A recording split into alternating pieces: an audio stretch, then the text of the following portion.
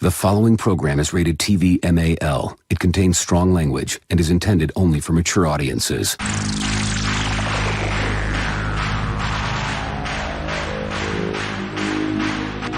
TBS, America's #1 independent television network, presents the following sports exclusive. You're listening to Basically a Sports Show. Follow us on Twitter at Basically Sports. Subscribe to our podcast on iTunes. And check out every episode of the show at basicallysports.tumblr.com. Now here's your hosts, Zach, Greg, Mike. and this is Andy, and you're listening to Basically a Sports Show.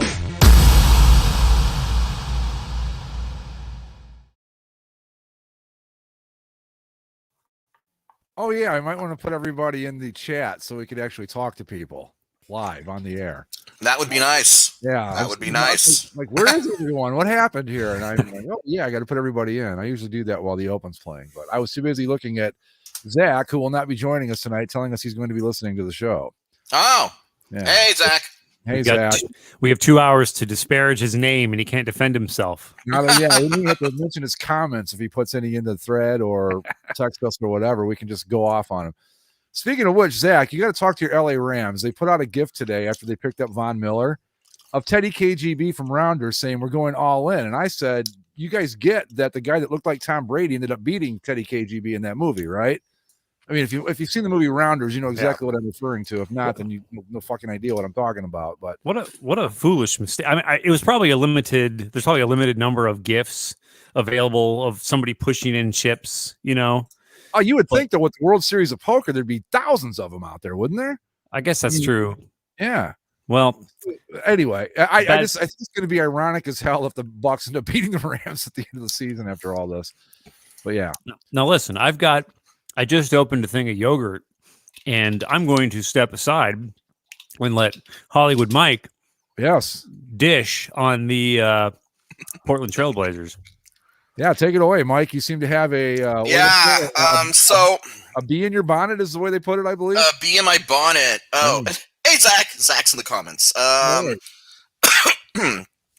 me. So the NBA released their NBA City Edition mixtape jerseys, and they're all up on the CCSLC if you want to check it out, and maybe we can go through a few of them. But I'm not here to talk about all of them right now. They're mostly bad, some good, but mostly bad.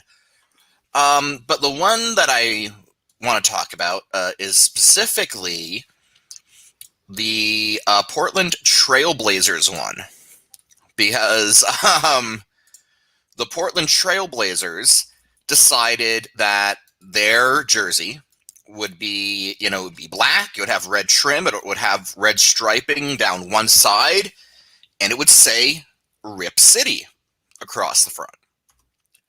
And I decided to give my thoughts on the CCSLC on all of these jerseys.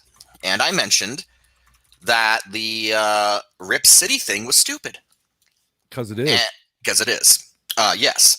Now, the Blazers weren't the only ones that I said looked bad. But apparently, the Portland faithful took extreme umbrage with the fact that I said Rip City was bad. And it's organic. It occurred naturally. You need to respect the local culture. And no, I don't. Rip City, first of all, it sounds like a fart. All right. So that's number one.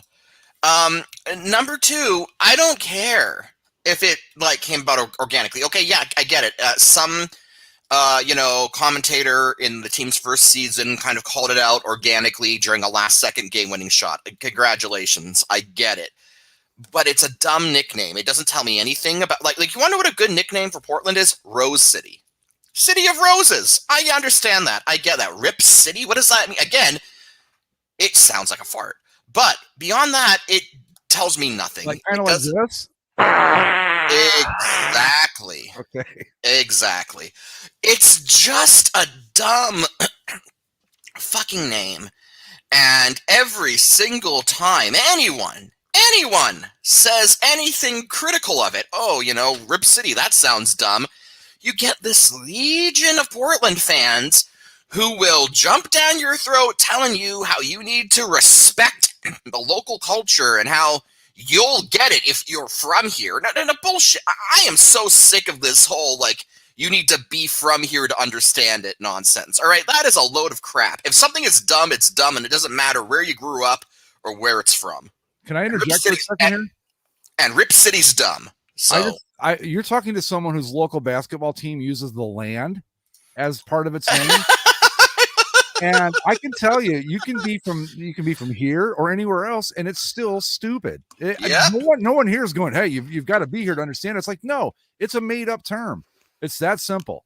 It was a made up marketing term that they needed to put on a jersey, and there's no connection whatsoever to the local culture or anything else. That stupid name, and I don't know how did Rip City evolve organically? Apparently, at some point. I don't have the full details in front of me. It was explained to me at one point, but there was some game-winning shot during the Blazers' first season, and when the shot went in at the buzzer, one of the commentators for the Blazers on the local television yelled "Rip City!" Just kind of that's it. Yeah. Okay. All right. And now Nike's putting it on shitty basketball uniforms, and anytime you dare criticize it, the Portland faithful will all descend from their deer huts and their fur trapping stations, and they will let you know about what it's like to, they know what it's like to be a Portland Trailblazer. All right, okay. Obviously we don't. Well, that's probably true. I mean, I'll give them that, but. I just think it's dumb. I think all of these made up nonsensical slogans that they're putting on jerseys are dumb. I mean, you've got the land and Rip City, and I forget the Valley. The Valley. Which one is that? That's Phoenix, right? Yeah, I remember at one point Toronto had the North, Cleveland had the land, Golden State had the Bay, and the Wizards had the District.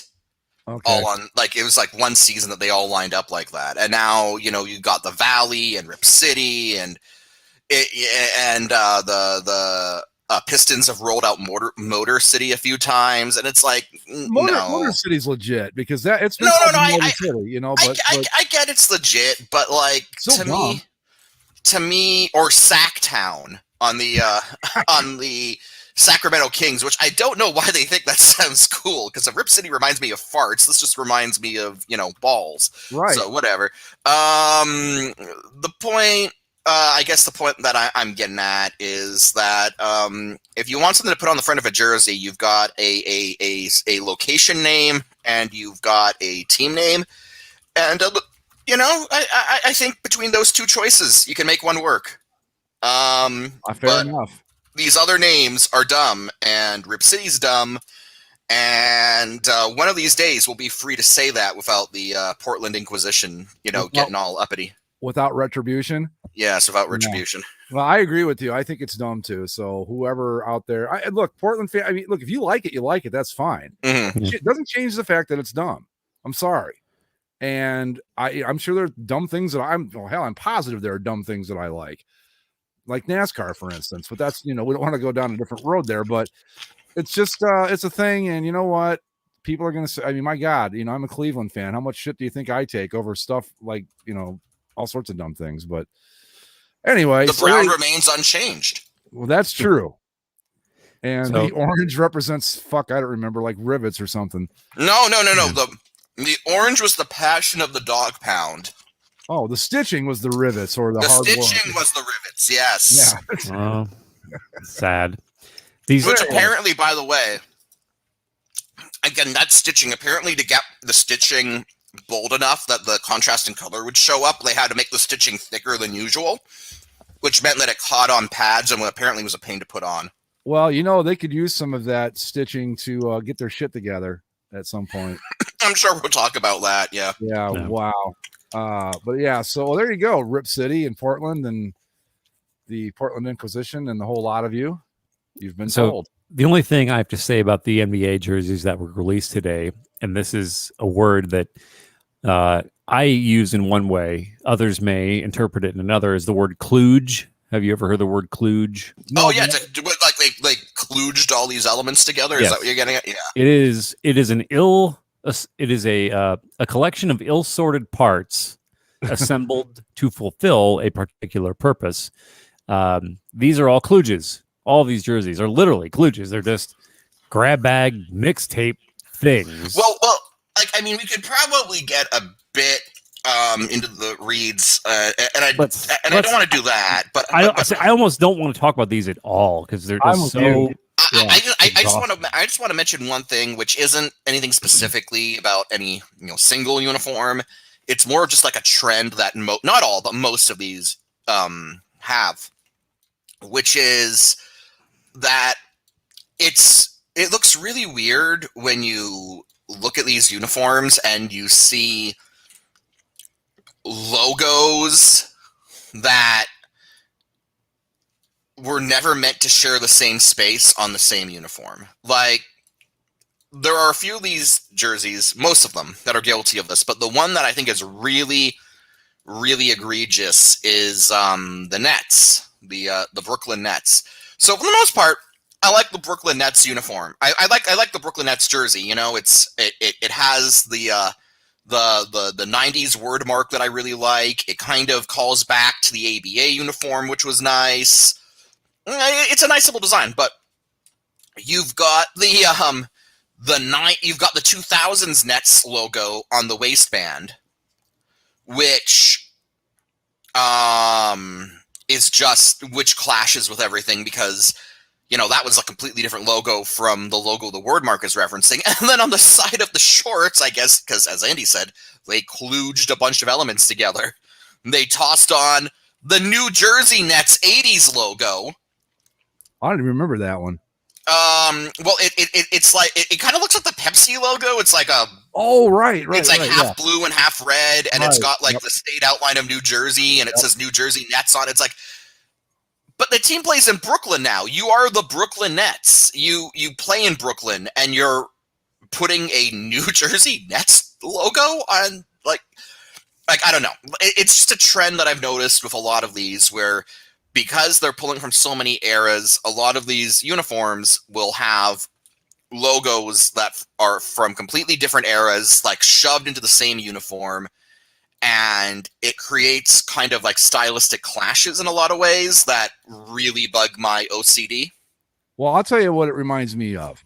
I used to have this pickup truck. It was a 92 Dodge Dakota pickup truck. And that thing was built out of spare pieces and parts that Dodge had decided, well, we can take like this part and this part, and we'll throw it all together and we'll make a truck. And it came out, about the way you would expect it would. It was okay. It ran, but it always had problems. It always had issues.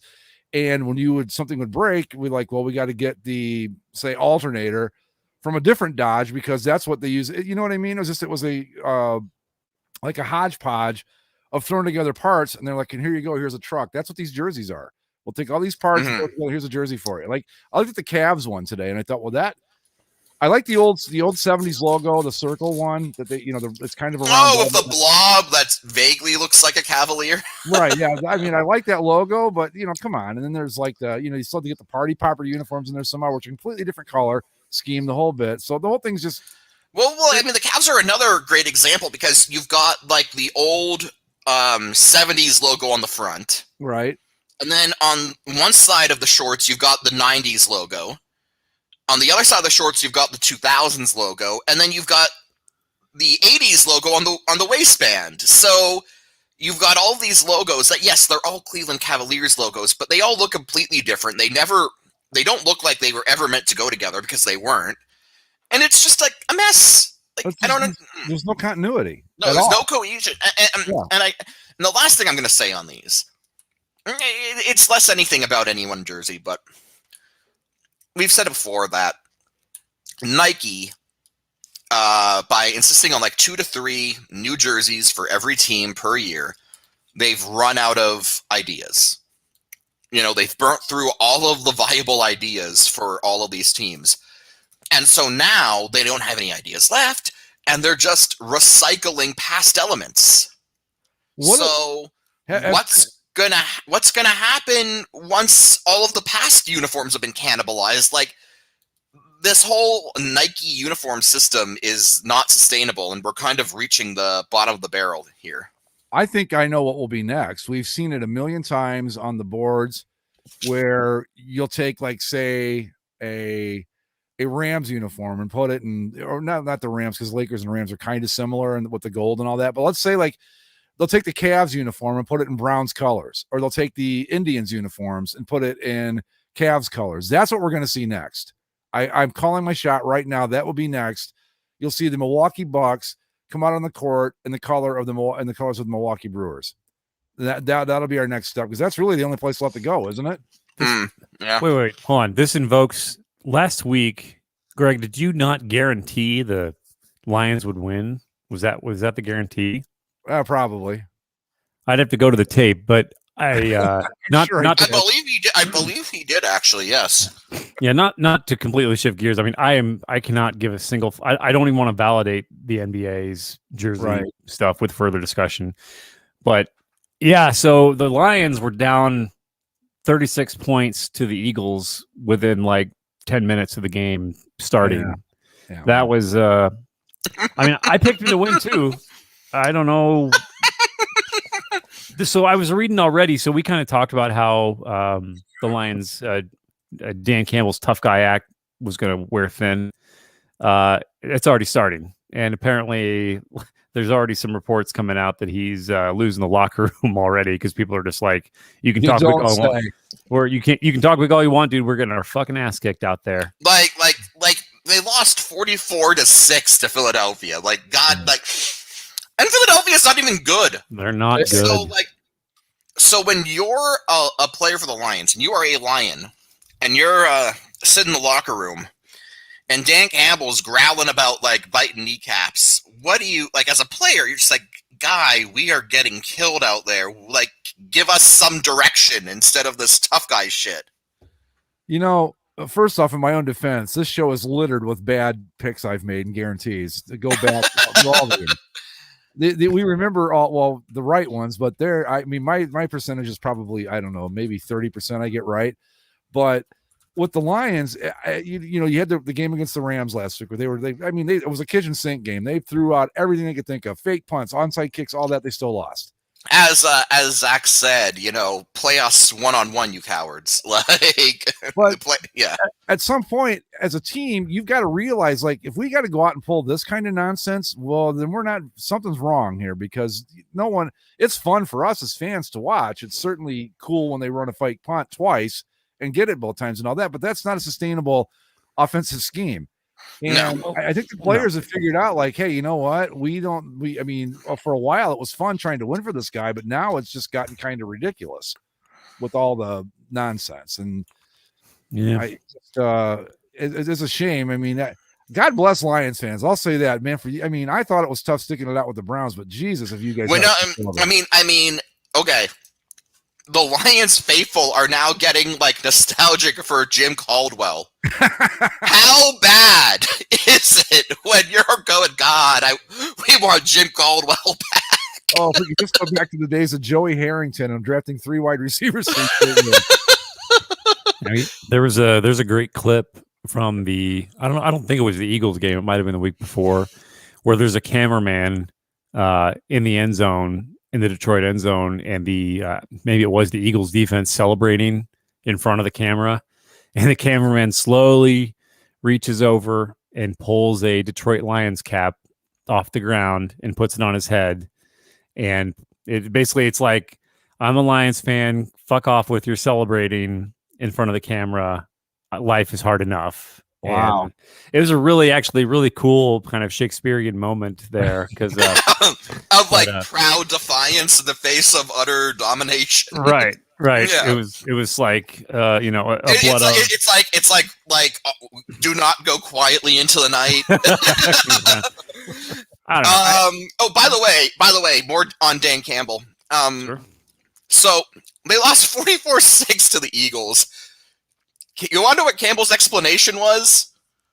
I can't wait. What we got out-coached. You think? Yeah. You Oof. lost 44-6. Jesus Christ. I just, like I said, I really do feel for Lions fans, because that's just got to be, I think, the toughest gig in sports, right? To be a Lions fan. I mean, you've got, it's bad enough that the Browns have to hang their hat on a championship from 1964. For the Lions, you got to go back to like before, like the 50s. Like TV was barely a thing last time they won a championship. It was like this newfangled invention. It's just, I don't know. I feel bad. I'd put the Jets in there as a, but the Jets have always got Super Bowl III. Yeah, but they had. I mean, I feel like they've. But it's been a load of wet farts since. Right. You know what though? If you sat down and compared the two, like the trajectory of the two franchises from that point forward, the Jets. Oh, by the way, the last time the Lions won a super, not even a Super Bowl, was an NFL championship, 1953. Was it 53? Yeah, 1953. I thought they won in 57. Did they win in 57? I don't know. The reason I said 53 is because here you go. If you look in the private chat that we got, I just pulled up the championship celebration logo for the 1953 Detroit Lions. Yikes. Yeah, it's like a cartoonish lion,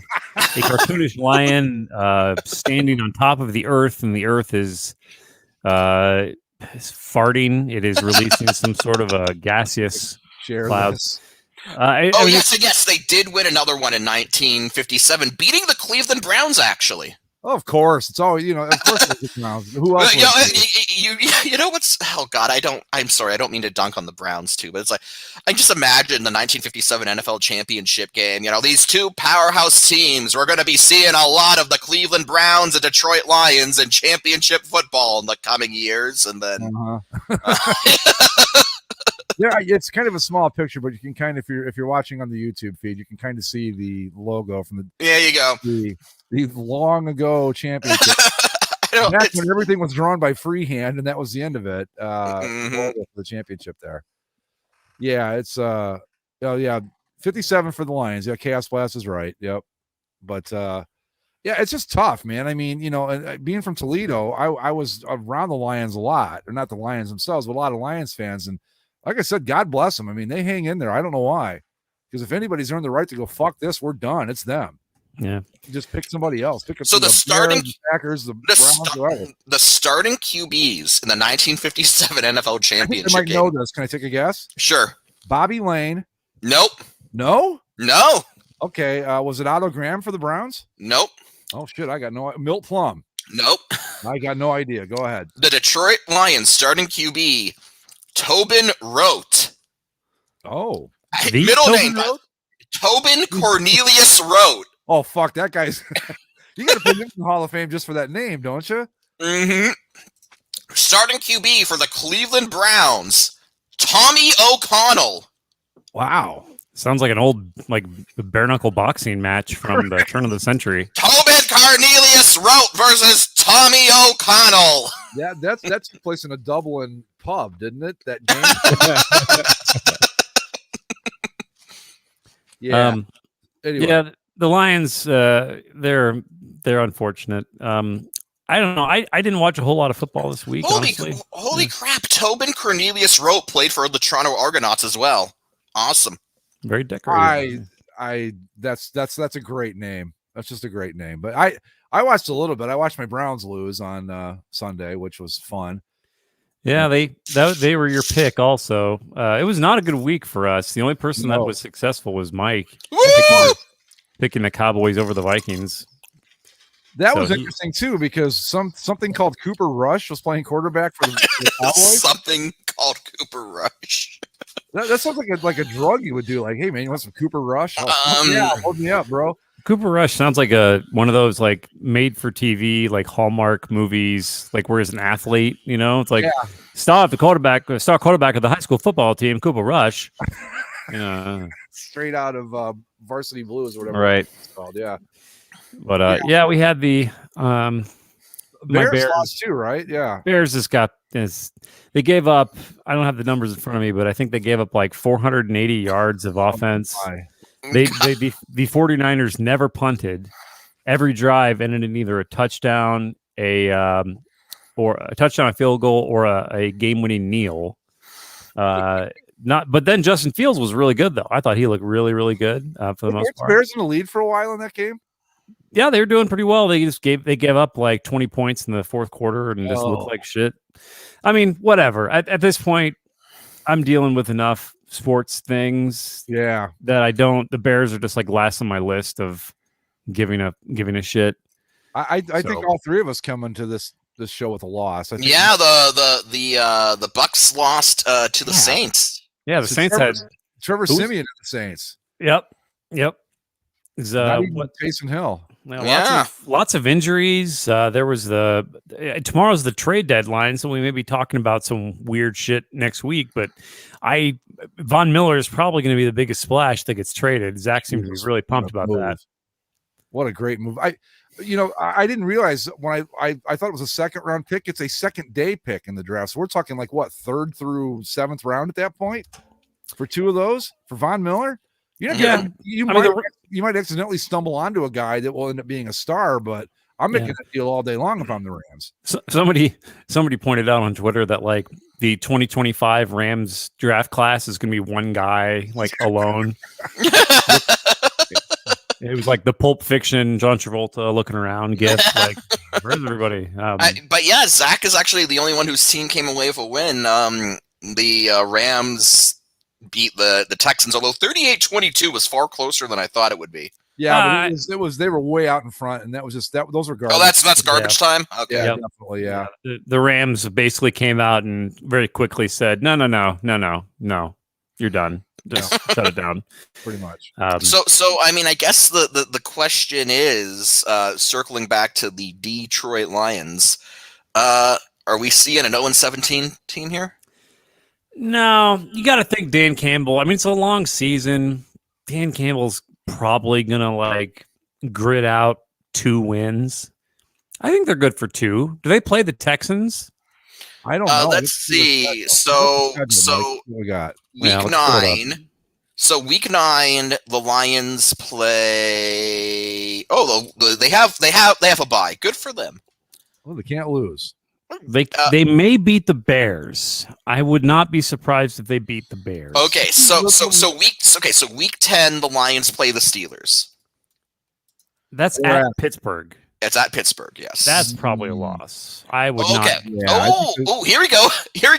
Week 11, rematch of the 1957 NFL Championship game. Detroit at Cleveland. You know what? I'm not saying shit about that game. I mean, that's like the trappiest of all traps there. Just like, see, I think the Lions are one of those teams like the Jets were last year where they're just going to accidentally win at least once, right? Where it's just going to be one of those stupid games where everything that the team they're playing, everything goes wrong and they're injured. Well, week 12, they play Baltimore. I know Baltimore's sketch. Oh, wait, no, they don't play Baltimore. Sorry, I misread that. I think they play the Bears on Thanksgiving. They play the Bears week 12. Yeah. Now that's a Thursday game on Thanksgiving. It starts a little earlier than normal. It's already a short week. And it's in Detroit. So, all the Bears players will just want to go home and have turkey. Yeah, I mean, the Bears have already been. The Bears are in hell right now for the most part. They're just in a bad place, and I feel like that is definitely probably the best chance they have at winning. Because I don't think maybe the Falcons, they play in Atlanta on like the day after Christmas. That's possible. They play at Denver. Denver's not good. Maybe. I don't know. That could be an Elements game. That game could be lots of snow. Okay, and then the Cardinals are gonna bitch slap them. Although the Cardinals lost. The Cardinals lost to Aaron Rodgers. That doesn't count. That's the great Satan himself and the Green Bay Packers. Rodgers will not allow that. The Falcons again. Yeah, no, like the Falcons Lions, like I feel like that's going to be each team like desperately trying to give it away to the other team and nobody's going to take it. Seahawks, I guess in 17 depends on if Russell Wilson's back. Well, one thing we haven't talked about potentially is that there's a coaching change because they may fire Dan Campbell before long just to kind of make a statement, which I mean, it'd be a bad statement because it's his first year. and they may just be like, fuck this, we're cutting bait.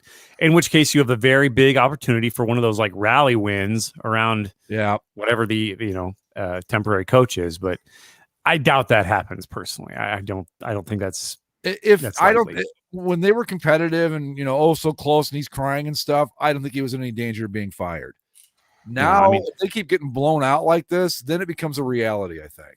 Because you can put up with close but no cigar. You can't put up with 44-6 every week or whatever the score was. And you can't. I mean, your game against the Rams where you pulled everything out of the book of tricks. That's you can't do that again. I mean, you can play in desperation certainly, but like that's no way to live. You're just a joke at that point. Yeah, players know that too. You can't win it. You can't win an honest to God just game where you dominate the time of possession and win a series or two. I mean, it's very unmanning of the organization. So I don't know. As a Bears fan, I got my own problems. I don't give a shit about the Lions. If we lose to them, I mean, whatever. The Lions are. I feel like they're a kindred spirit franchise to what I deal with, just on a sadder scale.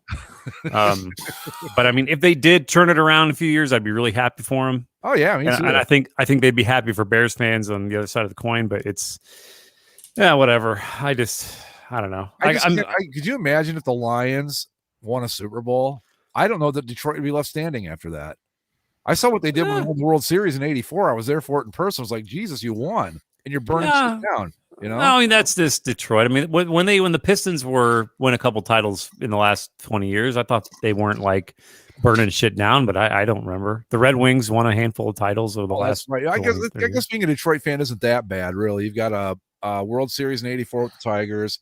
Yeah. Then they go to 1-2 in like the early 2000s. Yeah, but they got beat by the real great Satan, the Cardinals. Right. Yeah. And then the Wings won. How many cups did they win in that run they had there? Like what, 4 or 5? Three. They beat.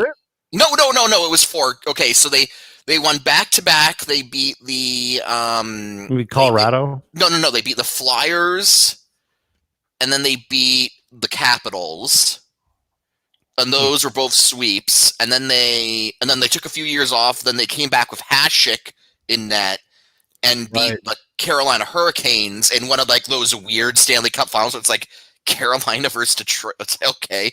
What a horrible uniform matchup that must have been. Yeah, you got the Detroit Red. You got the Detroit Red Wings of the team desperately trying to pretend to be the Detroit Red Wings, and then, but I actually remember pulling for Carolina in that one because A, fuck the Detroit Red Wings, and B, I thought Artis Urbe's like all white beaten to shit pads looked awesome. They did. And then I think they won their last cup. They beat the Penguins right before the Penguins went on a run of their own. Did Detroit ever lose? Did they ever get to the finals and lose? Not in this current run. Like they did back in the day, but no, they did. They did with Hossa. New Jersey beat them in like 95 or 96, if I remember. Yeah, right. New Jersey beat them in 95, and then the one that Andy's talking about is so Detroit played Pittsburgh and won, and then the next year they had a rematch, and Pittsburgh won the year after. Okay. And Hossa was on the losing side of each. Yes. Oh man. Yes. It was like a weird pro wrestling thing where he switched allegiances and anyway. He pulled off the he pulled off the shirt to reveal NWO and then ended up eating the pin. And then he won a title with the 2010 Blackhawks, which we'll talk about at some point. That's a good segue to. Yeah, we need to talk about this because wow. So I'm going to start off by saying Jonathan Taves can go straight to hell. Fuck him, he's an idiot. A lot of people in that organization that are going to go straight to hell, whether they want to or not, I believe. Oh, and just to before we get too deep into this darkness, one last bit of levity. Jarrett points out that Cam Ward first and only good season was in 2006, where they won the Stanley Cup for Carolina, and then yes, he technically was in the league for years and years afterwards, but man, did he ride that one Stanley Cup win to the bitter end. I would carry him on my fantasy team just because he got starts. Because remember we Right. We start for a category. Right. I didn't give a fuck if he gave up 12 goals. I just needed. He kept giving up 4 goals a night, but they kept starting him. Put it in there. Can't hurt. But yeah, the Detroit Red Wings. Jonathan Toews is a fucking idiot. I mean, so both him and Patrick Kane kind of did the dumb thing of like trying to voice support for the executives who got shit canned. Yeah. But here's the thing that's shocking to me. You know, Patrick Kane maybe took a bad take, but like at the same time, like Patrick Kane actually did go out of his way to be like, hey, what happened to Kyle Beach was fucked up. It was messed up. I had no idea it was happening. If I had known, I would have tried to have been a better teammate about it. And I'm really sorry that that I wasn't able to be there for him. And I want to reach out and offer my, sympathy and my help now. And then Jonathan Toews just cried about how mean it was that Stan Bowman got fired. So it's like, how is it in a case where sexual assault is the topic that Patrick Kane comes off the sympathetic one? I don't even think Patrick Kane. I don't think he was overly in the right with his comments either. I mean, they both. He wasn't, but he was better than Toews. Well, right, Toews. Well, so this has been a really hard week. I've got a tote about 2 feet to my left that is full of all my Blackhawks shit. I grabbed it all, put it into the bin, and there it will stay. The main thing that's been difficult, because I mean, we've known this was happening for a few months now. Yeah, we talked about it a while back. Yeah. Yeah. And we were kind of all waiting for the report. Now I'll give the Blackhawks a little bit of credit. Because initially when you have somebody who says we're going to run an investigation ourselves, that is usually like a great sign of like, oh, we investigated ourselves and it turns out we did nothing wrong. It's like we're a great bunch of people, right? I think that's what everybody expected, and they also expected a redacted report.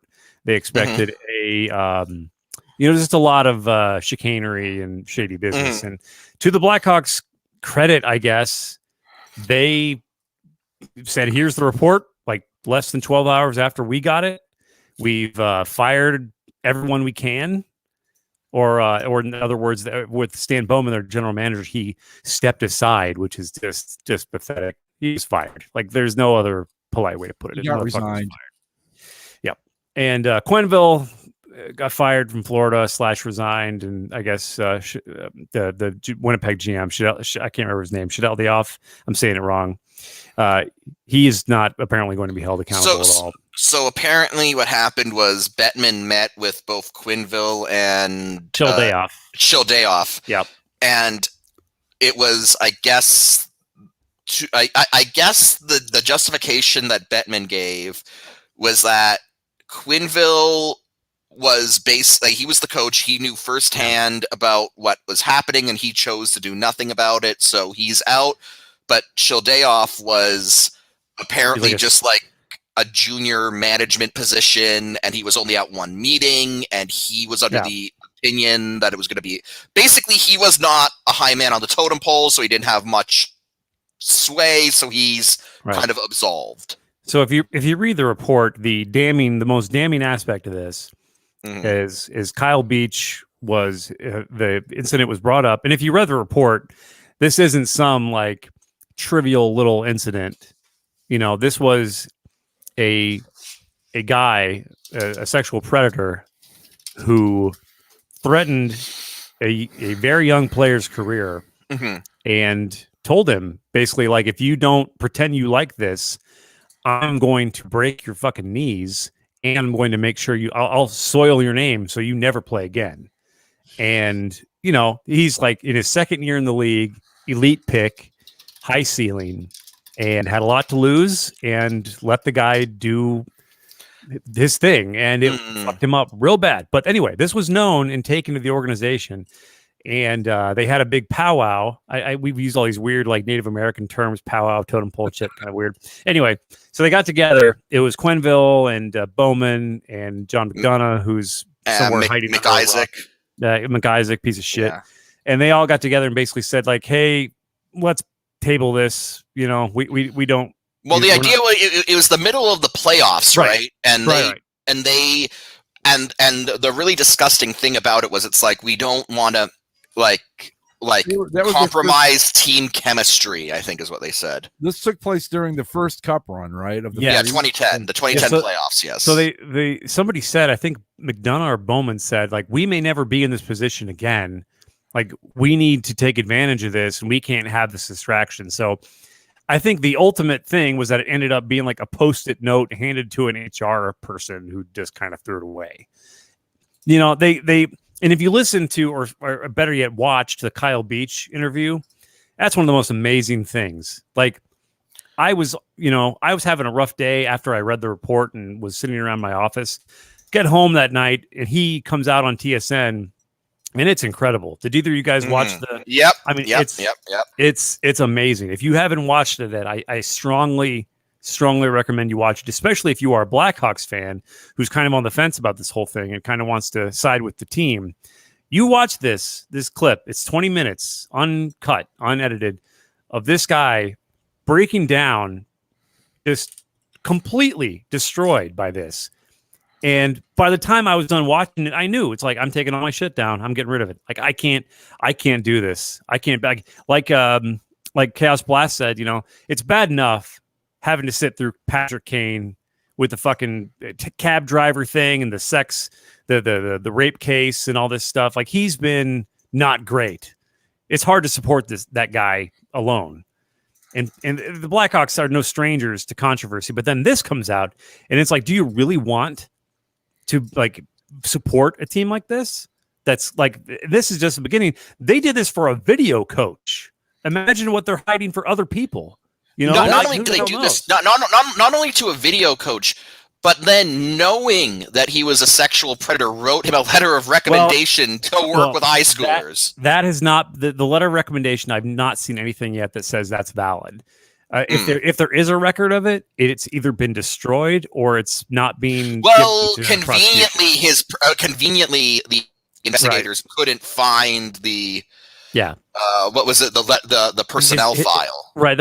So apparently that also is just a matter of course that they do as an organization, which I find a little bit odd, suspicious. But that's not a strange thing, I suppose. But again, this is probably the tip of the iceberg with this. There's a lawsuit that's happening now between the two that's going to be contentious, to say the least. But overall, the main deal is that anyone who could be fired is gone, pretty much. There are only two players left from that team, which are Taves and Kane. And Taves, I feel like last year when he kind of went out for that weird illness and missed all year, the team was actually a lot better and like a lot healthier in terms of like the vibe, I guess. And with him back, I don't think the chemistry is all fucked up. He's playing on like the third line. Like they're not a good team at all, which is, you know, I don't give a fuck about that. But they are like in this prime position now to do a lot of the right things by their standards anyway. You got to ditch the logo. You got to get rid of Bobby Hole associations. You probably got to get rid of Taves and Kane. You can't build any fucking statues for anybody, and you can't talk about the 2010 Cup. There's a couple really good articles about this on The Athletic of what they need to do. I wrote about it a little bit, my feelings on my site, 1985edition.blog, if you want to read about last week. And you want to know what? I quite liked your Chicago Hockey Club concept. So, yeah, you know. Thanks, man. Well, the thing is, I wrote about that like 2 days before all this shit came out. And now, like honest to God, like I said last week, I've gone full Kraken. I've adopted the Kraken as my squad now. I'm trying to get into the Kraken culture as much as possible. And honestly, it's fun as fuck. Do you have a plushy salmon? No, I want one though. I've given my wife a big gift list of Kraken shit to get. I got a poster, a hat, a sweater on the way. Like I'm doing the full deal. Do you have anything that says "Release the Kraken" on it? Yes, the poster says "Release the Kraken." Oh, okay. So anyway, okay. So and I mean, I'm still following the Blackhawks. I don't know what the hell to feel about them. I wish bad things for them because they deserve it. And yeah, KS Blast, the Flames have been playing surprisingly well. They're doing okay. I haven't completely abandoned the Flames. I've just sort of been. I just put them on the back burner and kind of watch their development. I just want to point out too, really quick, that when Yeah. it came time to remove Aldridge's name from the cup, they had to go through, you guessed it, Lanny McDonald. I was actually taken aback by that when I read that story, and it's like curator Lanny McDonald, and I'm like, huh, all right, neat. Yeah, you can't escape Lanny McDonald. Sorry. Lanny McDonald just became like, he's apparently like the grand elder gatekeeper of the Right. Stanley Cup. He will get Yeah. you one way or another. You have to pass through Lanny McDonald to get anywhere. But yeah, I thought that was funny. Because I always talk about him because he's the guy from the '80s Flames that won that cup, and Who has the crazy ass mustache? Yeah. he's the one I remember from that team. I couldn't name a single other. Was it '89 Calgary Flames? Yeah, 89. Al McGinnis was on that, and Yeah, I Al think, McGinnis. How can I forget Al McGinnis? You're right. and Mike Vernon, I think, was the Mike goalie. Vernon- Was he the goalie for that? I think he was. Okay, Mike Vernon. Yeah, I know those three. But Tio Fleury wasn't on that team, was he? No. That's way before his time, right? Yeah. Yeah. Okay. But anyway, Andy, I don't know what I would do if one of my teams were in this spot. What worries me about these things when I see this happen is, okay, we caught one. How many did we miss?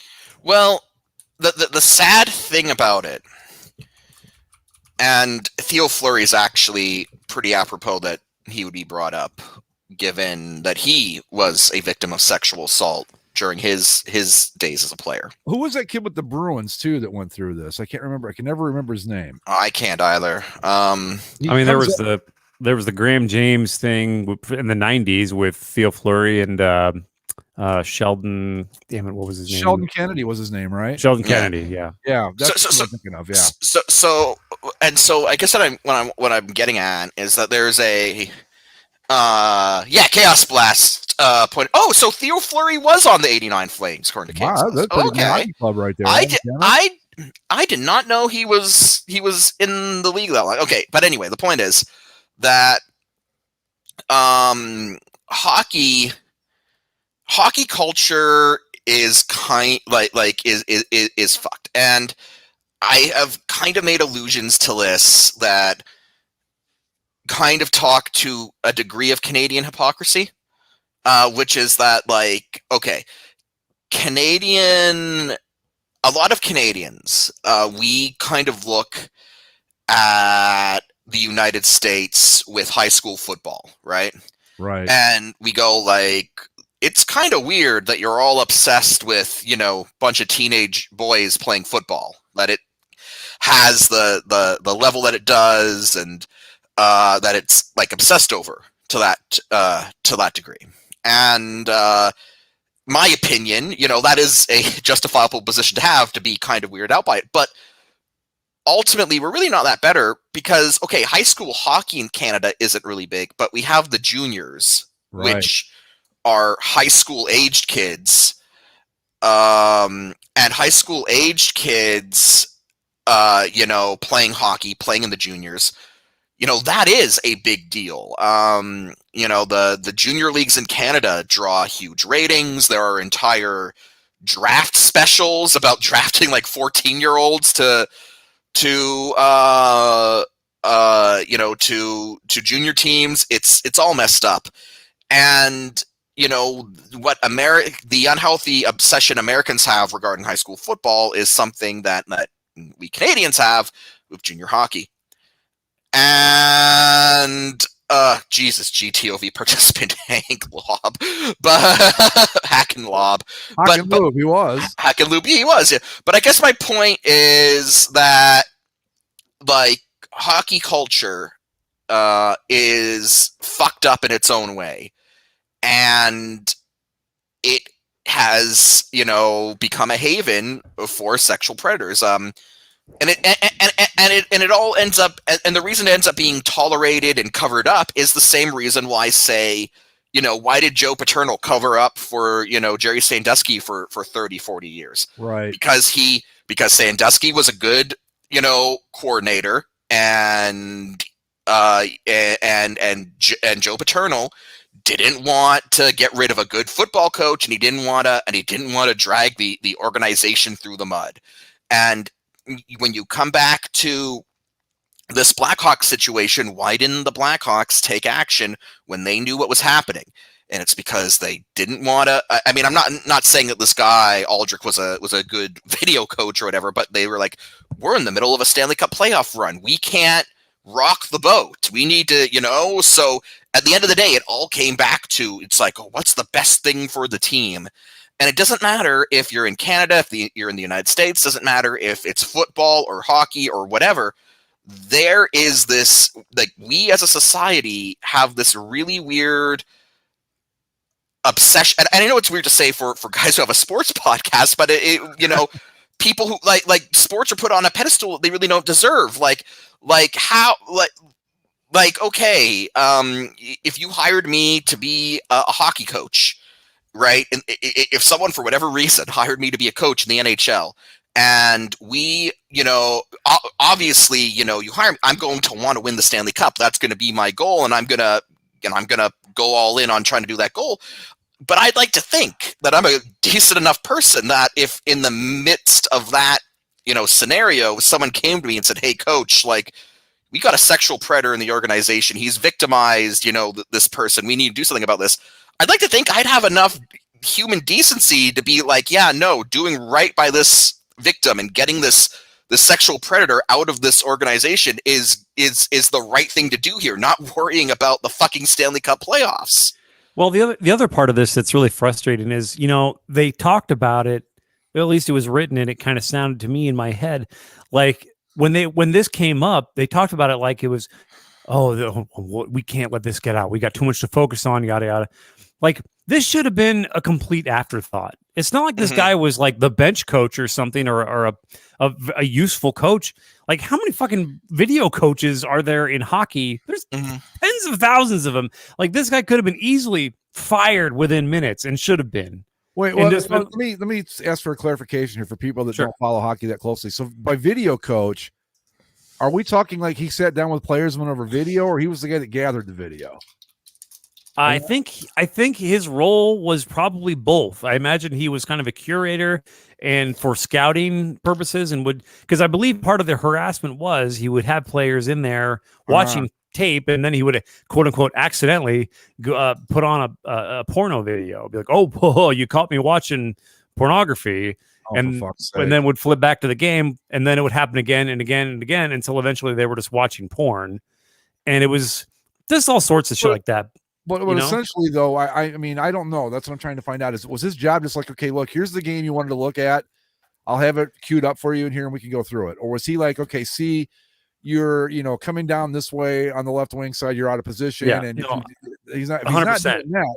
Yeah. No, that sounds like Greg. The latter sounds like, I mean, I'm not trying to downplay the role of the video coach too much, but I'm saying like it's not like it was Quenneville himself or somebody who like their termination would not have sent like a shockwave through the organization. If anything, it would have made them look good, because it's like, we identified the problem, we got rid of this fucking guy, and we're just kind of rallying around this player, and we're gonna do our best to help him out. Instead, they just fucking sat on it. They paid Aldrich like $13,000 in a cup fee, or a cup payment as a bonus, and they basically offered him to politely resign. So they just dropped the matter. And then they basically told Kyle Beach to go fuck himself. And that's what I was saying, though. Like, if you're just talking like, unless this guy's actually coaching, I can do his job right today. They could call me in today and I'd be able to do it right now, because I know how to edit video. I know how to upload video. I know how to do it. So, my thing is, what the fuck made this guy so important? Well, it's the old boys club thing, Greg. Yeah, I'm sure exactly. It's one hand, it's somebody scratching somebody else's back. I'm sure this guy has his fucking roots. I mean, that's why these guys stick around so long, is that they end up having like there's a bunch of handshakes around, wink wink nod, tap of the nose.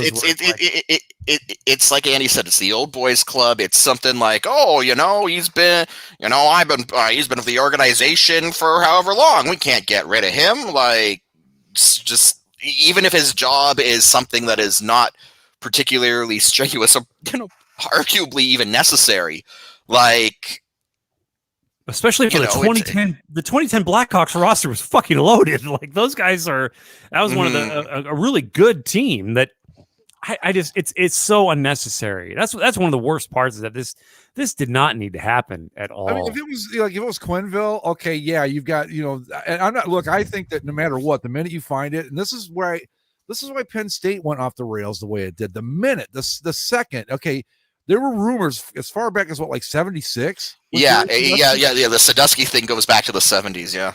The minute you've got anything that even, it doesn't have to be hard evidence, just enough circumstantial evidence to go, you know what, fuck this guy, we're turning him in. Penn State becomes a beacon of light on the shit hill that is NCAA sports. Look what we did. We took a highly regarded coordinator, saw that he was fucking kids, and said, you know what, no, you don't do that here. Instead, they buried it, and look how it played out for him. And now those motherfuckers are back like nothing ever happened, which I think is bullshit. Which is why they lost to Illinois in like 10 overtimes. Well, so then they lost to Ohio State after that, so fuck them. Yeah, then they lost to Ohio State, so they can wallow in their continued misery. What I'm saying though, it's like with this video coach. Yeah, you're in a playoff run, but goddamn, that team was so fucking good. You could have killed a goat on the ice. It wouldn't have phased them. I mean, fuck it, they didn't matter. I mean, that would have been pretty awesome. It was just in the middle of a game. How fucking metal is that? No, that's the pregame ceremony. We sacrifice a goat. We sacrifice a goat to the pagan gods to aid us in our quest. That team was that fucking good. You had nothing to worry about. But I guess my thing is always with this, and there's two things. It's like, why didn't you say anything the minute you found out?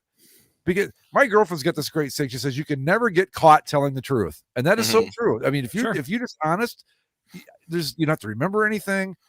And it frustrates me that they try to hide this shit, and that just makes me wonder. Well, if you did it, not just the Blackhawks, but Mike, you brought up you would go into coaching right now, and you would be a person who would go, hey, hold on a minute here. You'd probably lose your job over it, but you would be that guy.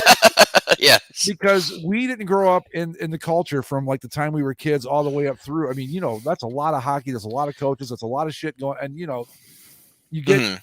Laser focused on that dream of taking the ice in an NHL sweater, and I don't know that it's just it's a cultural thing. I hope it's not as prevalent as I fear it is, but I mean, I as someone who played hockey growing up, who played youth hockey growing up, granted, I was never good enough that I was ever going to have any shot at the NHL, but I played organized hockey growing up. I played competitive hockey growing up.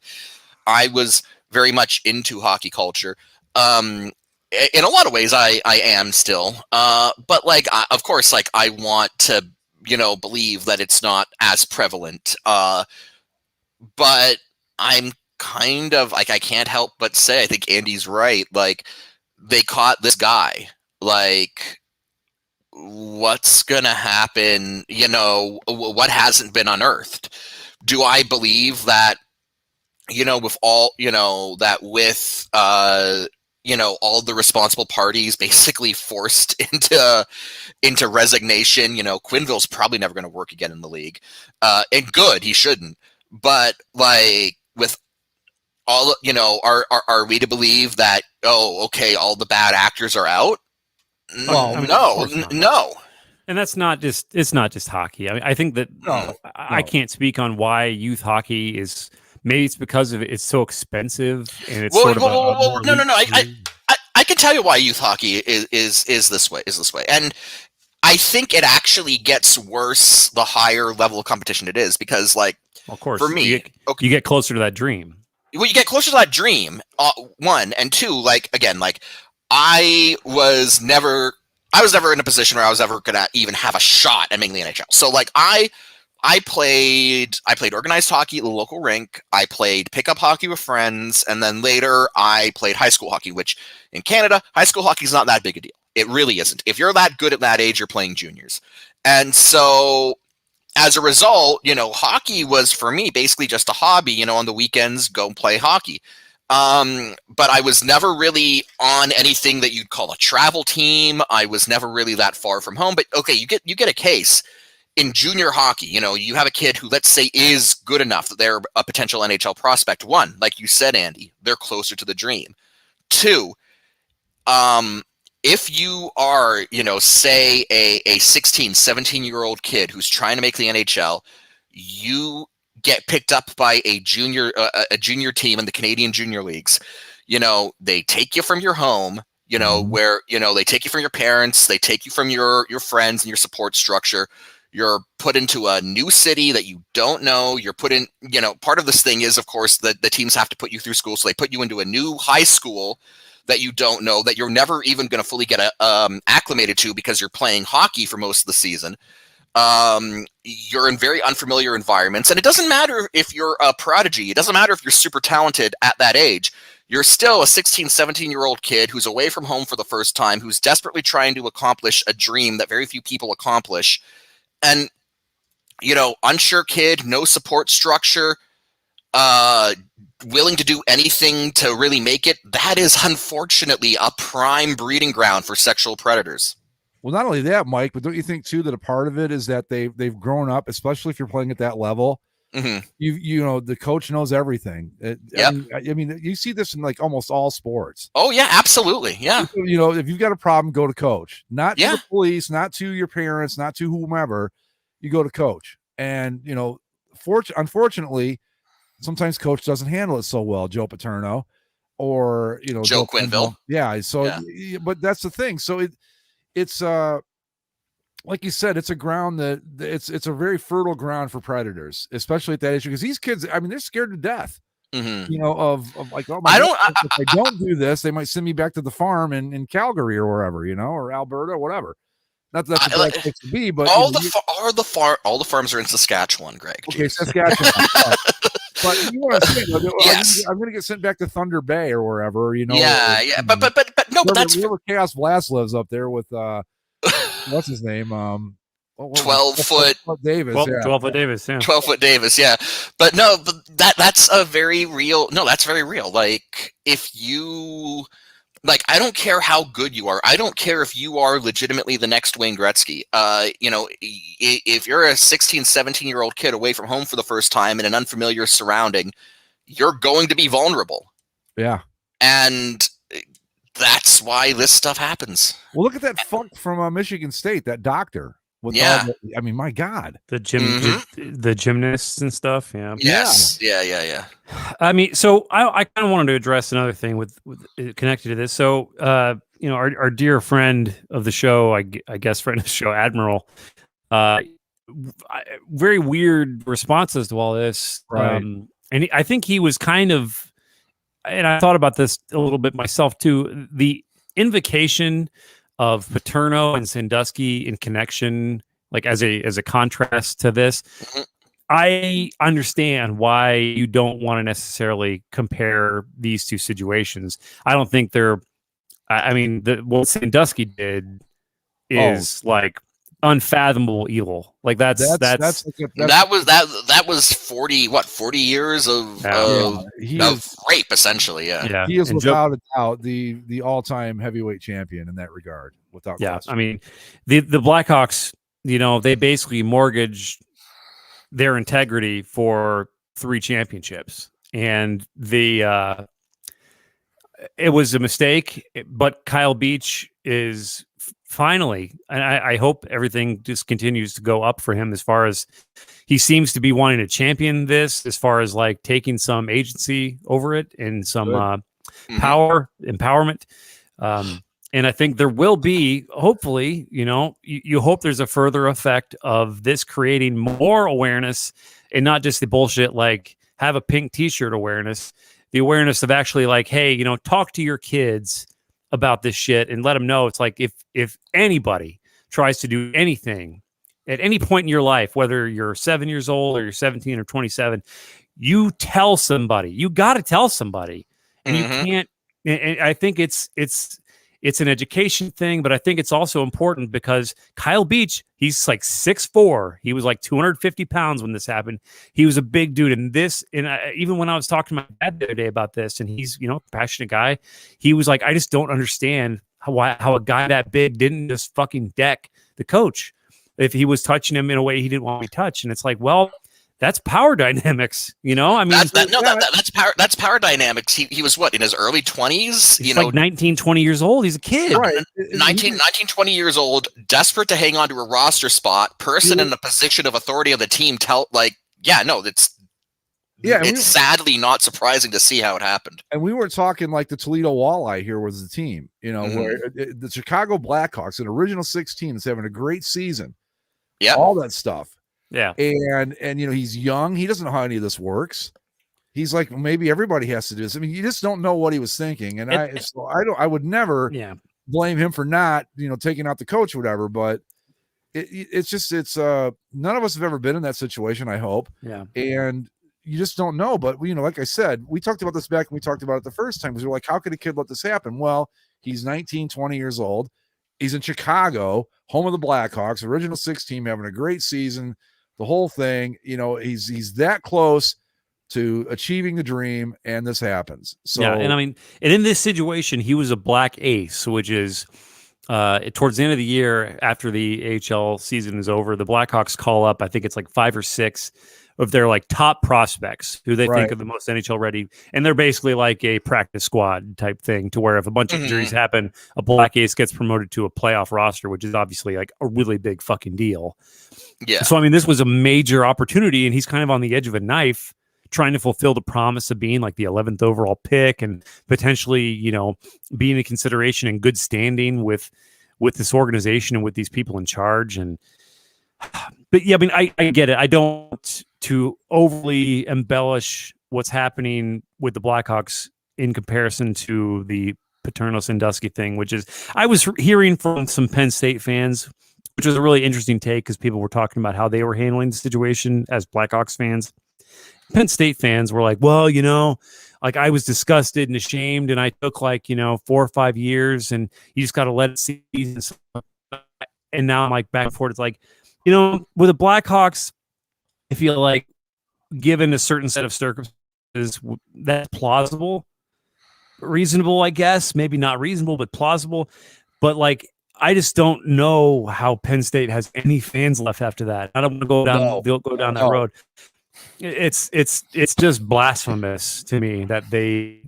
Well, these Penn amazing. State fans, they want to be, well, we were disgusted. You fucking assholes were out there shouting, "We are Penn State" by the hundreds of thousands 3 days after this thing broke. They were out there. They were out there the night it happened at Paterno's house at midnight, like defending him, and not only that, like these are the people who, and I remember this. I watched this news report when the NCAA came out and said we're invalidating all of the wins during the Paterno era. You had Penn State fans who were saying this is equivalent to 9/11. Which is just fucking dumb takes, but yeah. And to give credit to the Blackhawks fans, almost completely across the board, I feel like the same, maybe not necessarily to the extent that I have, excuse me, but many, the majority by far, Blackhawks fans I've seen online have been very much like, fuck the Blackhawks, like fuck them. Like I don't. There hasn't been any sort of like, well, Kyle Beach, he's a liar. There hasn't been any of this. Well, everyone's gone, so my conscience is clean. Nothing like that. I think, honestly, they'd get far more pushback if they changed the logo than they would anything about this case. Because I think almost entirely the Blackhawks fans are like, yeah, fuck him, fuck them, fuck those guys. Like, fuck that. But, if you were to change the logo, it's like, whoa. I need my Indian head. I need me that neon Indian head on that crest, okay? Like, I've only got 50% of a vote on this. I've only got a half a vote, but I'm not bothered by the. Well, okay. Grant, I don't have any vote because I have no native ancestry as far as I'm aware.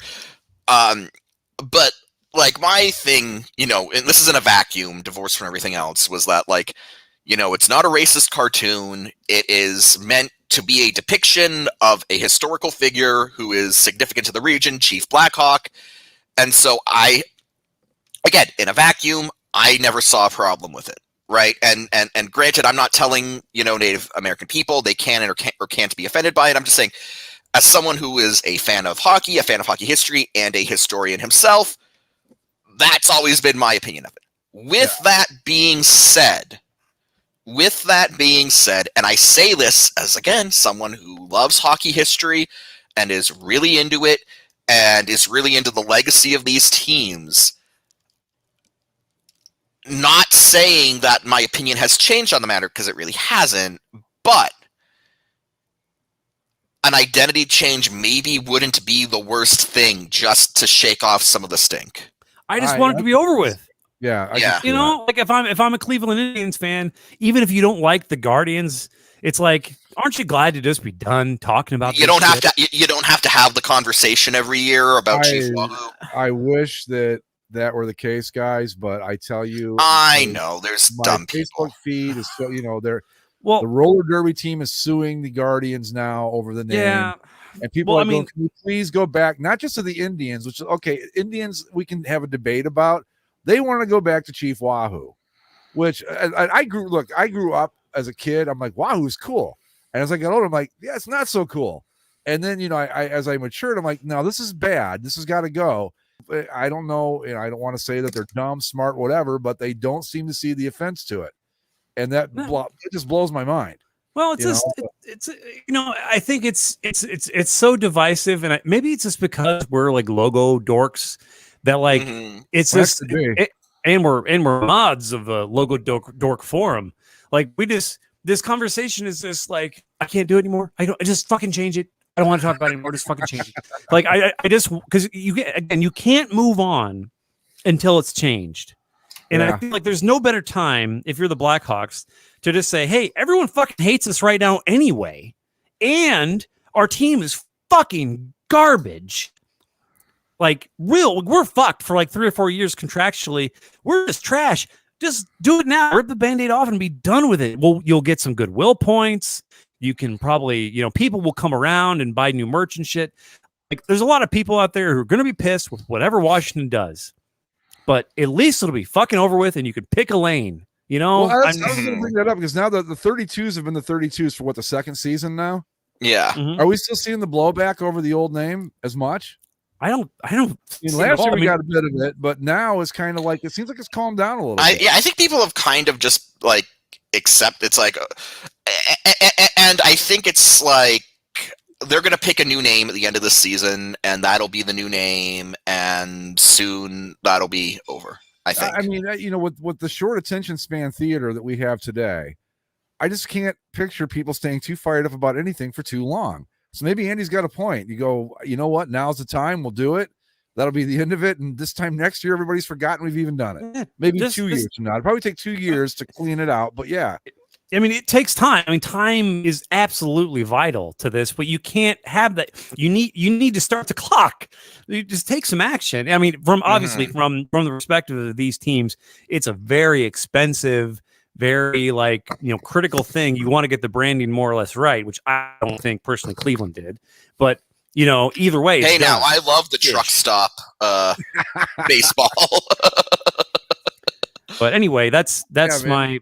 But I gotta say, man, this has actually been sort of a renaissance for me because following the Blackhawks has been really tedious for the last few years, and it really even wasn't fun the last year they won the Cup because it got to the point where everyone hated them anyway because of their success. And Kane's kind of a dick.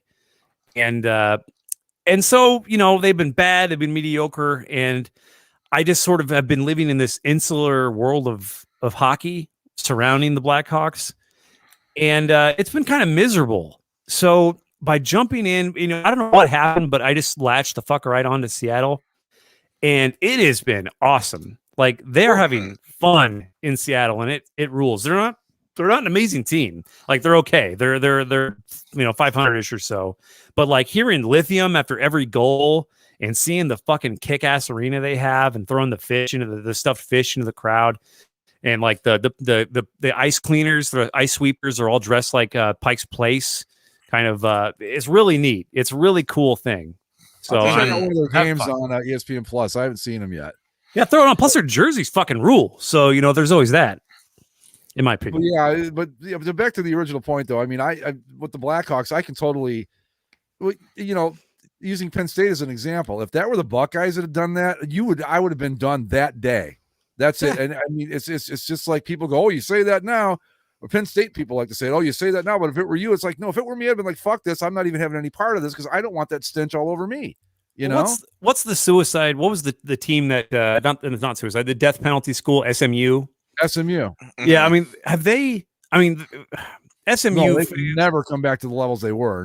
No, but they also like what they did was more of like a white collar crime kind of thing. And Yeah, like they didn't sexually assault anyone. They just kind of cheated. No, and you know what? Like they got caught paying a lot of players a lot of money. Now, that's just the way it works in college football. Right. And the Buckeyes have been busted doing the same thing. I'm like, yeah, that's no big deal. But when like sexual predators and sexual assault and that sort of thing, if it's an organizational thing that they could have stopped and didn't, I got to check out at that point. I don't care that I spent thousands of dollars at your fucking university, probably another $1,000 on your gear, but you know what? It's all gone and that's it. I never wear my class rig again. I'm done with you. That's it. Fuck off. Yeah. I mean, it's just remarkable that like, SMU, they get their hand caught in the cookie jar and get made an example of. Their punishment was drastically harsher than what happened to Penn State. Penn State's punishment was pretty bad, but it's more been sort of an informal like community punishment where people. Well, not only that, but they revoked it. The NCAA returned the wins. That's right. They went back on the word. Yeah. Yeah. They kind of they're in this weird. They've been in this weird purgatory about Paterno to where they almost don't even want to talk about it. It's almost like let's forget. Everyone just forget and let's move on. But who's going to forget that? I mean, that's one of the most incredible and horrible things to happen in sports. And these people are just so happy to just put on their Nittany Lions horseshit and just, there you go, son. I want you to go proudly represent Penn State. Fuck that. If I had kids there, I'd fucking take them out of there like back then and now, This is why, and a lot of Ohio State fans have given me shit about this. I would if you gave me the choice at the beginning of the season, you've got to lose 2 and win 1. You've got Michigan State, Michigan, and Penn State. I'm like, we're beating Penn State every fucking time. I get more satisfaction out of that than I do out of beating our traditional rivals, because you know what? As long as they're going to continue to go on like this, that's how long I want to fucking firebomb them every time we play them. Because it's just it is incomprehensible to me. First off, that the first time that somebody came to that fuck Joe Paterno and said, "Hey, you know what? Your defensive coordinator is banging kids in the showers." That should have been the end of it right then and fucking there. That moment, and they didn't. And then it went on. And then that fuck walked into the shower, saw Jerry Sandusky doing something to a kid in the showers, and what did he do? Did he go to the police? Did he walk in and go, "Hey, motherfucker, what are you doing?" No, I better go tell coach. He called his dad, and his dad told him to talk to Paterno. Coach, yeah, I'm sorry. If I see you, I don't know how old the kid was. I think 12, 14, something like that. If I see that going on, like I'm going, you know what? I don't want to go up and grab 2 naked guys, but I'm going to, because this has got to stop right here, right now. It's fucking disgusting to me. So fuck them all the way to hell and back. I don't care. I just don't understand. I mean, there must have been some real bad, and I mean, I hate that we've gone down this rabbit hole, Penn State, because it's the fucking it's horrible. It's but like the NHL fines the Blackhawks $2 million over this. Yeah, they find by the way, $1 million less than the Devils for some salary cap shit. Salary cap shit, yeah. Like, I just don't, maybe the NHL, and Bettman's been coming out. He's had a rough day today too, talking about this whole situation, just trying to deflect. But what did you say about him and Sherry Dayoff? They took off their human masks and flipped their lizard tongues at each other. Right, one lizard man recognizes another, and they kind of basked in for a few minutes and parted ways. But whatever. I just, I'm angry talking about this, and I'm angry even now because I just saw that Chris Pratt is going to voice Garfield now. Yes. What the fuck? What? When did Chris Pratt become the go-to voice guy? I actually thought about this. And I realized why he's become the go-to voice guy. He's got a voice that is distinct enough that you will hear it and go, I know who that is. Yeah, but if he's distinct and he does like 8 different characters, then he's not distinct anymore. But at the same time, he's got a distinct voice, but it's also like mundane and nondescript enough that it appeals to that like middle America fucking mass. So like that's why I think he gets it's like he's both recognizable and yet bland enough to be wholly marketable. Well, more power to him. I mean, get the checks while you can get them, because it's a fickle business out there, and cash in while you can. But yeah, distinct only goes so far. Like when you're voicing 8 different animated characters, you're not distinct anymore. You're just So, that guy well, that does animated characters. Well, what's amazing is that Chris Pratt neither sounds like Mario or Garfield, and I doubt he's Garfield, and I doubt he's going to make an attempt to sound like either. Like, say what you will about Bill Murray, at least Bill Murray sounds like Garfield. I will say this. I don't think in the history of podcasting you've ever seen a segue that turned that corner that quickly. that was pretty drastic. Serious cases of sexual assault in sports to fuck Chris Pratt for playing Garfield. Right. That is like as prime bass as you're ever going to get right there. I mean, we were cruising along at 85. We slammed that fucker into reverse, went around, turned that corner, and just slid right on her. Yeah. I also the people need to stop using 9/11 as this sort of comparison. Like I read the other day, Joakim Noah getting celebrated in Chicago just the other day. Coming back with the Bulls, they're kind of doing like he's now a representative of the team or whatever, ambassador of the Bulls. Is he a global ambassador like Drake is for the Raptors? I think he's like more of like an official, not just like a global ambassador. I think he's just sort of like a global ambassador of fun, something like that. But anyway, they were talking to him about the whole Derrick Rose situation, and Derrick Rose, tore his ACL in the playoffs, and it was a big moment and fell on the court and everything. And he said when Derrick went down in whatever game 3, it was like our 9/11, and I'm just dude can't. No, you can't say that. Don't invoke 9/11. Here's the thing. It's going to keep happening because look at how many fucking news stories, lean on Watergate. Yeah. Well, I think it's also these people didn't live. They like Joakim was probably a young kid when 9/11 occurred. If you were there and saw it when it happened, you would never compare it to anything. I was 14 when 9/11 happened, and a lot of that period of my life is just sort of a blur, but that day is very crystallized in my memory. And that's the thing, is that anybody who was old enough, like you were 14, I was 15. I mean, if you were a teenager, you have a pretty good idea of it. If you're older than that, you could probably still like sense how you were feeling those times. Oh, I can to this day. It's like one of the clearest memories I have. Yeah, and it's not like some good feeling. It's not like it's sort of. I'm sure it's the same thing as like Kennedy getting shot, something like that, to where it's just you feel the ripple of the impact that everything has changed, and that and it's an incredible thing to behold. And Derrick Rose going down with injury is not that. I can tell you guys, I used to, we always heard all the stories about the World War II guys. We got attacked by Japan, and they all ran out to join. And I always thought, man, I just don't know if, I don't know that I could have done that. I admired it, but I always thought, how in the fuck? What made you decide that I'm going to go join the army, and go off to Europe or to the Pacific and get killed? And I could never understand it. Then 9/11 happened, and I was so pissed. You just want to do something. And then I understood it. I'm like, because I was like, I'll go join right now, but I was too old. But I finally got it. That's how horrific 9/11 was.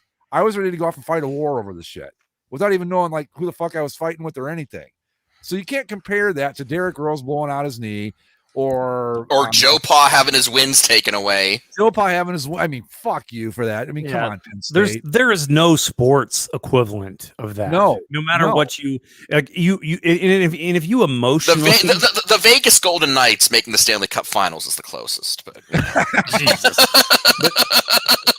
it's just I mean, there is obviously a big factor of ignorance because we're sadly in the year 2021 where a lot of these kids are 18, 19, 20 years old who didn't experience. All they have is like grainy, and that's another thing. When you look back at 9/11 footage, even though it happened in 2001, HD wasn't really terribly a thing, Yeah, so the footage all looks like it's from 1989, and it's really tense. Like there are kids in university. There are kids in university right now who were not alive when it happened. Like right, so, yeah, it's to them like what say Pearl Harbor is to us. Yeah, it's just like it's something you learn about in history. Yeah, and that was the immediate comparison the day afterwards. Like this was your Pearl Harbor, this is just, you're gonna invoke this for the rest of your life. So it really irritates me, and that's the thing, and that's why to go all the way back to the Blackhawks when people say like this is this is the Joe Paterno Sandusky scandal of the NHL. It's like, whoa, let's slow down. Let's hold on that a little. Yeah. Yes, it is horrible and it is shitty and deplorable, but it is not that.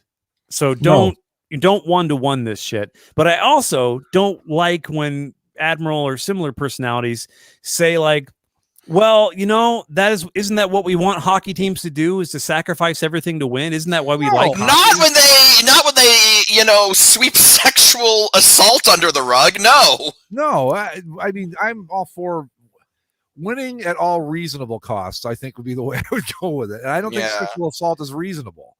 And look, to specifically address the whole Admiral thing and others, who might have that same mindset. It's like, look, this hasn't happened to a team that I like yet.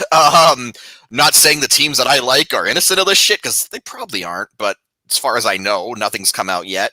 But like, so I don't have that frame of reference where I can I know how I would react. But I'd like to think I'd be very, reasonable about it. But like, at the same time, like, I get it. The team you grew up rooting for got caught doing some bad shit, and what your take on it was, where it's like I need to completely disassociate. I totally get that. That's completely valid.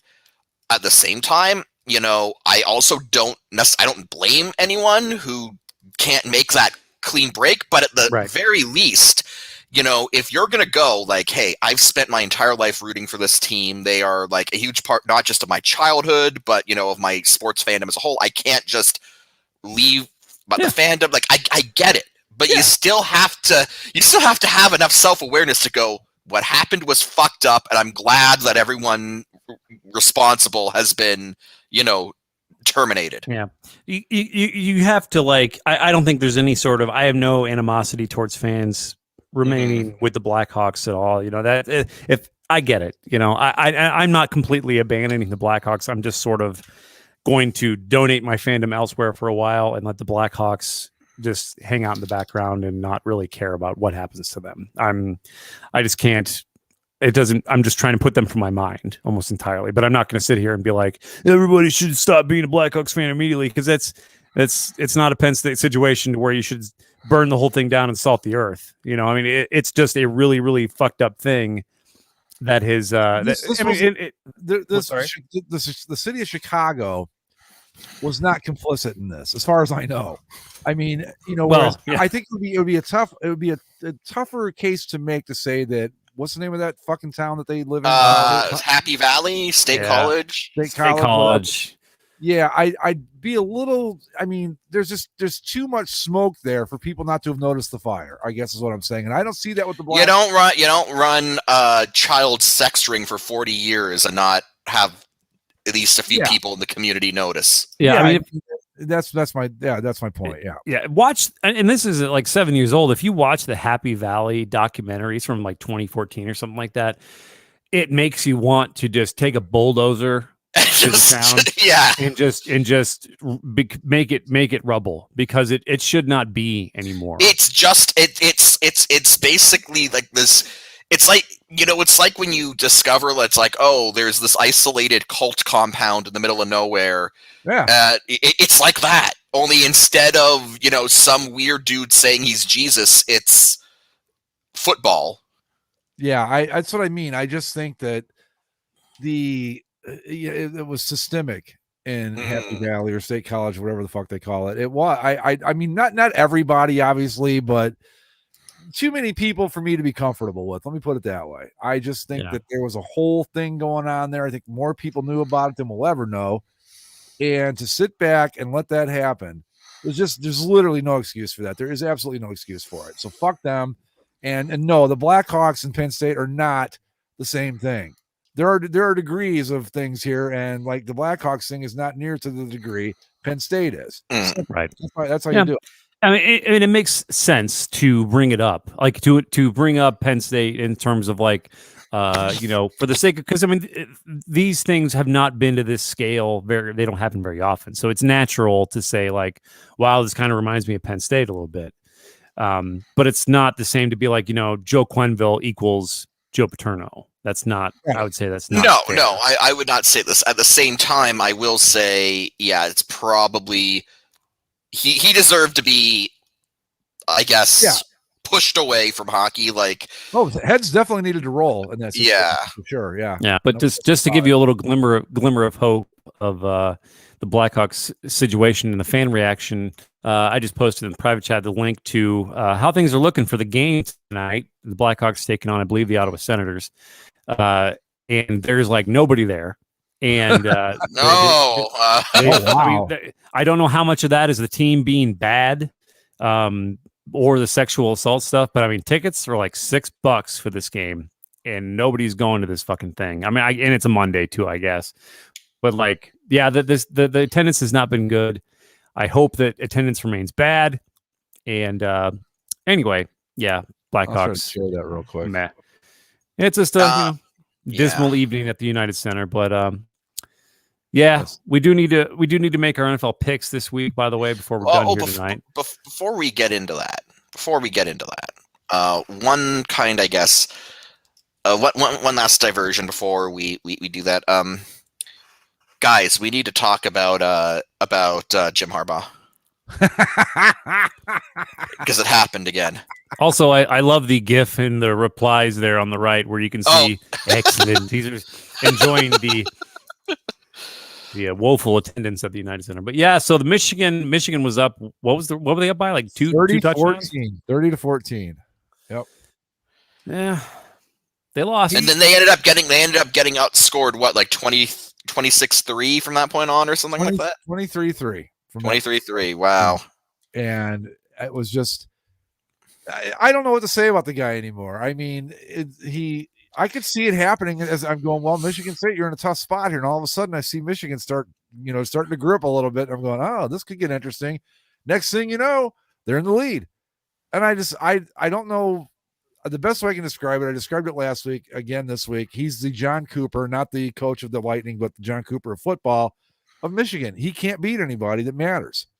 And it's hilarious to me because he's now 3-4? 3-4 against Michigan State, yeah. And 0-5 against 0-6 against Ohio State. And it's going to be 0-7 soon. Yeah, somebody on Twitter from ESPN, I think it was, said like, Jim Harbaugh's got a combined record of 3-9 versus Michigan State and Ohio State. I'm like, hold on, motherfucker. Don't be putting our record in there with Michigan State's to make his look better. He hasn't ever. Because people might mistake that goal. He must have beaten Ohio State in there somewhere. It's like, no. We're gonna keep this straight. But yeah, it's hilarious though. But when you're the coach of Michigan and you've got a losing record against MSU and Ohio State, like, what are you even doing there? Right. And this is how many seasons does this make? 5 or 6, 7? This is the 7th season, yeah. Yeah, I mean, at what point do you realize? And I was watching Pardon the Interruption today, and even those guys are going like, he can't win anything. What the hell's the deal? I mean, even when Tony Kornheiser and Mike Wilbon are piling on, it's like, you know what? It might be time to take a look at things, guys, because they're usually, I mean, they're just like, yeah, you can't win. They weren't excited. They were just like, well, no one's surprised by this. And that's what it's gotten to with Jim Harbaugh. No one is surprised that he loses these games. Mm-hmm. You're kind of surprised if he actually pulls one out. But can we finally say, okay, enough with the Michigan, like ranking them really highly every year until they get to the tough part of their schedule and start losing? It's a mirage every year. And Ohio State's going to stomp them too, and they'll probably lose again in between there somewhere. Well, I mean, I mean, a lot of teams suffer from this. I mean, we were just talking about them. Penn State always seems to be ranked way too high, and every year, I mean, Penn State and Michigan kind of have the same thing going where, they get ranked high, they beat up on some cupcake teams, and then, they always end up dropping off at the end of the year when they eventually have to play someone who matters and they lose. Well, I mean, yeah, they lost to Illinois in that ridiculous shootout. Yeah, it was like, okay, we're gonna do like a dueling 2-point conversions that went on for 9 or 10 overtime, 9 or 10 periods. Yeah, Ohio State. Ohio State didn't look great beating them, but they just beat them. Yeah, I mean, we had one of the best big man touchdowns ever though in that game. That was pretty cool. One of our 320-pound linemen picked up a fumble and ran it in for a touchdown. That was hilarious. That's awesome. But yeah, Jim Harbaugh. Jim Harbaugh. We said it all before. I guess all we can do at this point, Mike, is just stand here and bask in how right we've been about the guy. Oh yeah, no, I get nothing but pleasure from it. It's hilarious. They're yearly little things that make me smile. Yeah. On the boards, Mike, I went in and I'm just like, Jim Harbaugh, folks. That's it. That's the post. No, and like you've been saying, like Michigan State and Ohio State fans should be hoping he coaches there forever. Oh because, my God. Yeah. You'll still hear people say, give him a lifetime contract. It's like, please do. By all means. But when you've got more of like East Lansing and Columbus wanting him to get a lifetime contract than the people in Ann Arbor do, that's a problem. Mhm. But I don't know who you replace him with, though. I don't know. I mean, at this point, wouldn't anyone be an improvement? Probably. But yeah, so there you go. And poor Gary, our friend Gary, friend of the show, friend on the boards. Michigan alum. Yeah, It's tweets out he finally, like at halftime of that game when when the Wolverines are up like 16. yeah. I'm buying in on this team. I'm drinking the Kool-Aid. I'm like, oh no, don't do it. And, That's just asking for like an Always Sunny in Philadelphia title cut sequence. Right, that poor bastard. And it was like by the end of the game, I even said, I'm like, well, enjoy it now, but it all ends on November 27th because that's when they play Ohio State. It turned out it ended a few weeks early. And then I said, or possibly today. I really felt bad for him because it was like he had been watching the Mirage going, I don't think it's real. I don't think it's real. You know what? It's real. I'm going to go for it. And then it's like, no. That was it. So, anyway, man. Should we move on to we got 4 NFL weeks picks? and We got to do our picks this week, and I don't give a flying fuck about the World Series, so we can totally omit that. Yeah, So, did the Braves win? I don't even know. no, they're they're going to up game 2-2, in Houston. Oh, they blew that 4-0 lead? Yeah. Fuck it, Atlanta. Yeah. I've watched about 20 minutes of this. I'm sorry, and it's fucking insufferable. I'm sorry. It's Okay, so I boring. I understand it's boring, but at the same time, if Atlanta blows a 3-1 series lead where they are up 4-0 in Game 5, like that's just perfect, Atlanta. Oh yeah. Well, yeah. Yep. I'm telling you, man, you get that 3-1 lead. If you don't finish it in 5, you're done. I've been there. I was there with the Cubs, with the Andes Cubs in 2016. Indians had a 3-1 lead. So you don't do it here, you're not doing it. And guess what? They didn't do it here, and they ended up not doing it. Simple as that. I mean, between the Georgia Bulldogs and that one one national championship against Alabama and the Falcons' legendary collapse, like. Yeah. Come on, Braves. Well, the Braves have been in I don't know how many World Series. They won the one against, of course, the Indians because fuck them. That's why. It's just Houston's just too good to leave hanging around like this. And you get on somebody's throat, you got to finish them. But I don't have 7 hours to donate to this. I just don't. I'm not interested in watching baseball. You play it out from 4:00 in the afternoon. It's like 3 a.m. And just I don't know. They've ruined the game. What's more boring? Oh, there's a good question. What's more boring, baseball nowadays or hockey during the dead puck era? Baseball nowadays, I think. Definitely. I don't know what the dead puck era is, but the dead puck era was during like the Devils' ascendancy, where they perfected the neutral zone trap. Yeah, and like every game was like 1-0, and it was just smothering. Nothing ever happened. That. Yeah, that's how they beat the Wings in that 95 cup. Yep.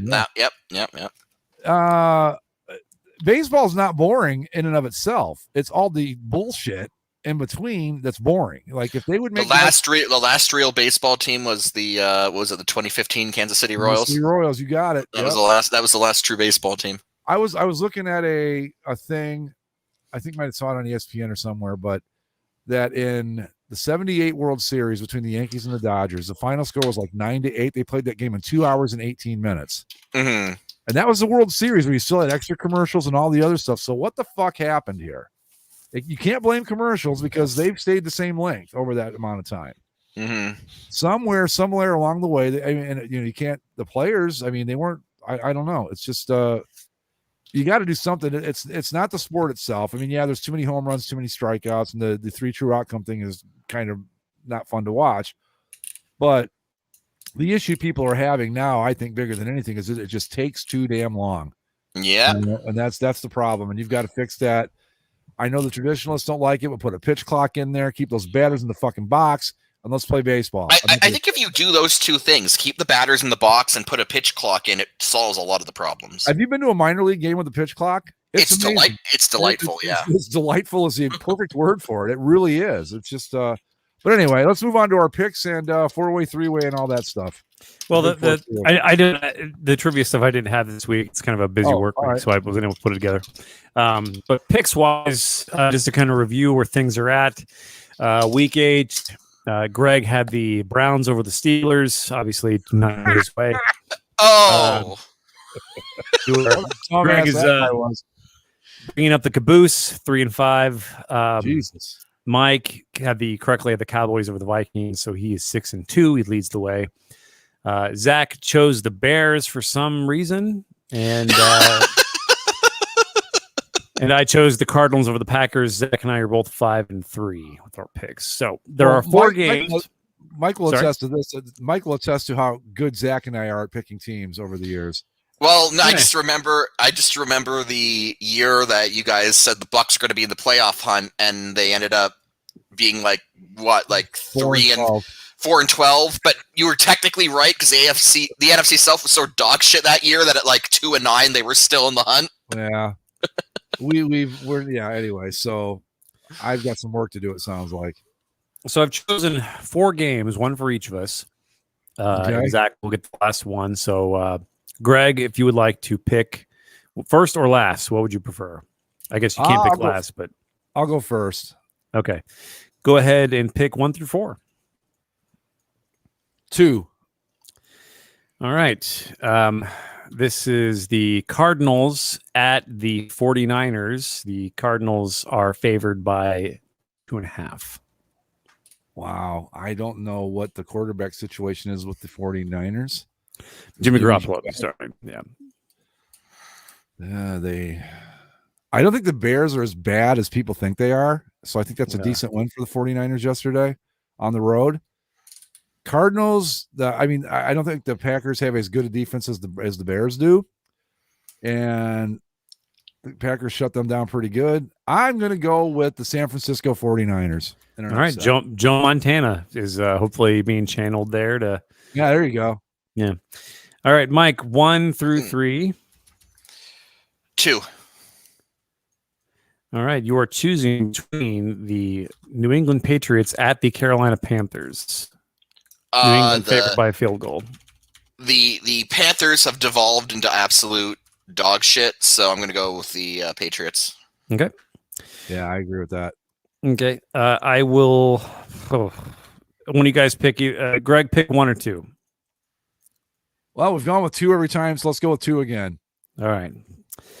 I will be picking between the Packers at the Chiefs. Kansas City favored by less than 2.5. I hate this. I had the Packers last week too. I'm going to go with the Packers because the Chiefs have shown weakness, and Aaron Rodgers thrives on weakness and feasts on it. And feasts on it. Yeah, and so Zach will get the privilege of choosing between the Browns and the Bengals. So that'll be a tough one. Bengals again favored by less than a field goal. Did the Bengals win this week? No, they got beat by the lost. Jets. Yeah, something called Mike White, a quarterback. After last week, everyone was like, it is the Bengals league now. And then, the fucking New York Jets. What the hell, man? And the thing of it was, too, is that this Mike White character, the quarterback, the backup to, what's that dude's name? Zach Wilson? Yeah. He was the first quarterback for the Jets to throw for over 400 yards in like 20 years.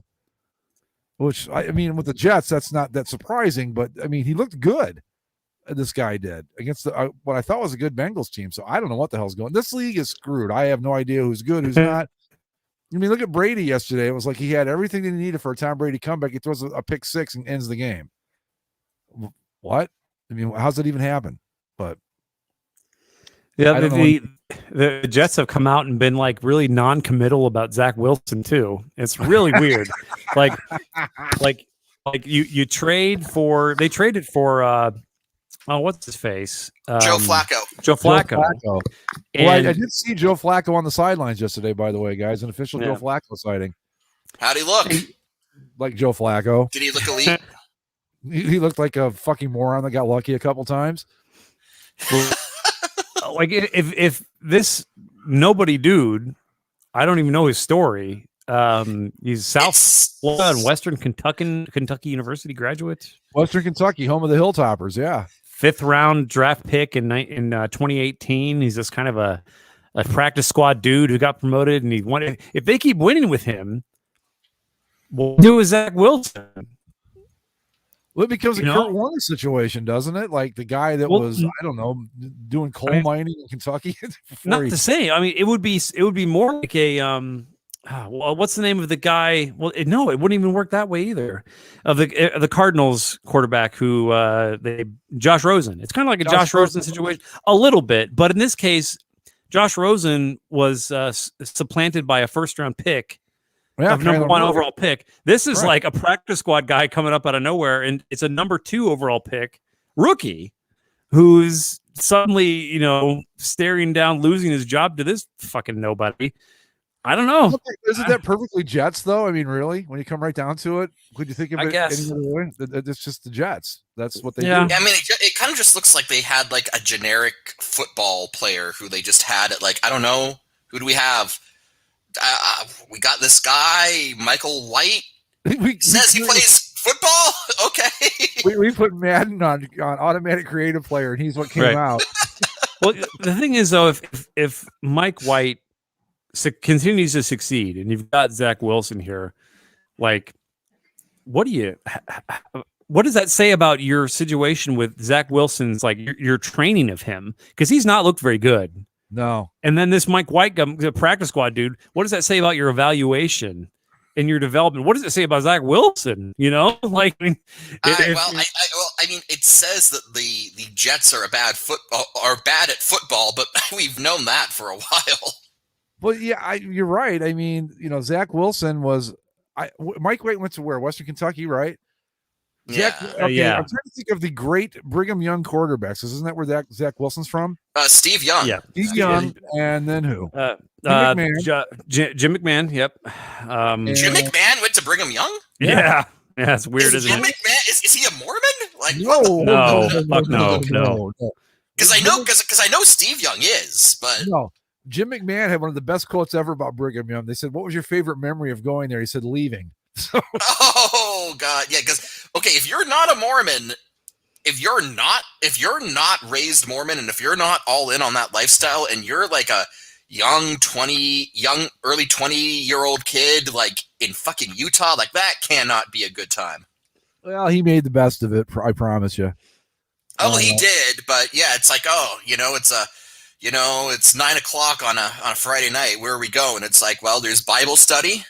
More Bible study. There's the water bar. Also known as a drinking fountain. Yeah. God.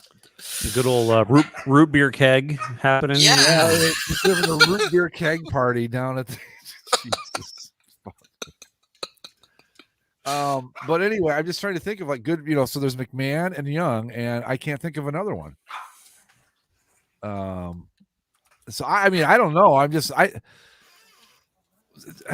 First off, you're going all the way back to the beginning of the show talking about the Lions. Remember the Jets last year were just tanking for Trevor Lawrence. Then they fucked up and won 2 games in a row and ended up with Zach Wilson. Yeah. So this is perfectly Jets. It's like they had the guy, probably the best guy in the draft, and they blew that. So they picked this guy from Utah. He's probably never seen a black person before in his life. Bring him to New York City, and then this dude that they created in Madden Creative Player comes out and goes, "Well, I'm going to put up 400 yards and beat Cincinnati." So I don't know. Ty Detmer is another one that Ty can be Dett, yeah, he was exactly. Oh, that's a blast from the past. Did Mark Wilson go to BYU too? Am I remembering that wrong? Yes, Mark Wilson. Yeah, in 1980 draft by the Oakland Raiders. Raiders, yeah, he sucks too. That's got to be a culture shock going from Brigham Young University to the Raiders. Right, especially back then. Yeah. Other notables were Virgil Carter, Gifford Nielsen, John Beck, and Max Hall. Max Hall. Virgil Carter was he was an okay quarterback with the Bengals, but that was way back in like that was back in the late 60s, early 70s. Yeah, he's no Carl Anderson in the pantheon of Bengals quarterbacks. Oh, Jesus. Anyway, we can go down this rabbit hole too with the Brigham Young thing. But we've got our picks locked in for next week. I'll get Zach's pick between the Browns and Bengals, and we'll circle the wagons next week and see where we're at. I have one question to go out on to end the show with tonight. Part of me is like the I don't care that I'm a terrible person part of me is going, it wouldn't break my heart if the Browns traded for Deshaun Watson. So that's where I'm at with the quarterback situation. I'm not saying who would you be willing to give up for it? Fuck Baker Mayfield straight up right now. No, I don't want Deshaun Watson. You hate him. No, you hate the shit out of him. No, I couldn't do Did that. Did Baker play last week? Zach says we're getting our answer live here. Yes. Oh, that's Andy Sexton. That was me. Yeah. My dogs are going nuts. I don't think Baker Mayfield's the answer, but I also think too that you can't keep playing the guy while he's hurt. He's overthrowing balls. They're playing to keep his shoulder healthy, which you can't play the NFL like that. It's just you've got to put Case Keenum in there until Baker's healthy, and let's just go. Be done. I mean, it may blow up in our faces. I don't know, but enough of this nonsense. 10 points against the fucking Steelers. Are you kidding me? So I don't know. I don't want Deshaun Watson. I changed my mind on that quick, but probably not a good idea. No, you don't want it. So anyway, we got anything else, fellas? Or are we going to call it a night? Nah, I think it's good for me. It's a good starting point. Right. Hopefully Zach comes back next week full of piss and vinegar, ready to talk about California high school playoffs and the Ducks of Anaheim or whatever the fuck else he wants to talk about. So yeah, I signed one of his Ducks of Anaheim for my fantasy hockey team today, so I hope he's actually pretty good. Nice, very nice tribute. I'm off to the miraculous 3-0 start in hockey, which I've never done before. I don't know what's going on here. I won our first game, and then I've tied the last two. I don't know how that happened. You and I are playing this week, as a matter of fact. Are we? Oh, yeah. Let me check that out. Are we? Yeah, pretty sure. Yes, we are. I'm up 1-0. Suck it. Okay. a lot of game left here. All right, folks, we're going to call it a night. As always, follow us on Twitter at Basically Sports. Subscribe via Apple Podcast, Spotify, Stitcher, and YouTube and wherever fine podcasting is sold. We will see you all next time. Laters. So long.